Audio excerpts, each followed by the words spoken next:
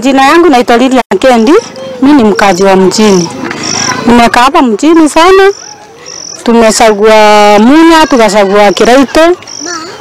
Na wote hatujai kuwa na mtu watu wanatukumbuka kama mama. Mama ametukumbuka, gavana mama ametukumbuka.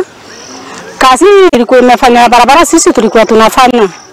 Na mama ndiye alikuja kufungua hii kazi, akasema waandikwe kutoka wa mama wazee mpaka vijana na wanaume wazee, kila mtu apate kazi. Na tukafaidika. Kwa Fatuma Hussein, cha kwanza nataka kusema ni kama wanadharau mama. Na tena mimi nauliza, hajachukua hata mwaka mmoja. Ni saa ngapi mnaanza kumpiga vita? Hakuna vile anafanya, amefanya, amechukua, ameenda.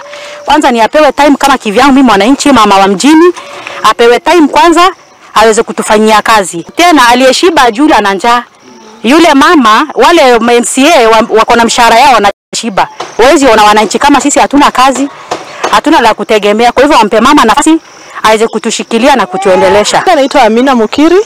Mimi ni mkazi wa hapa mjini. Kusema ukweli, hata kama wanasema hii vita hawampigi kwa sababu ya gender yake, kwa sababu yeye ni mwanamke, lakini kwa nini wasimpatie nafasi afanye kazi kama wanawake wengine?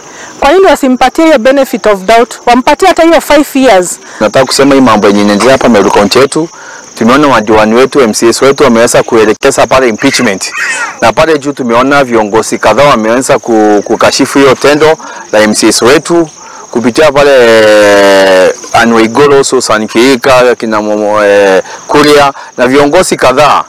So kitu yetu tungeomba sana, hata kama gavana wetu ni candidate, anastahili apate support from the other parties, si eti kusema ume withdraw from the people who are to the governor.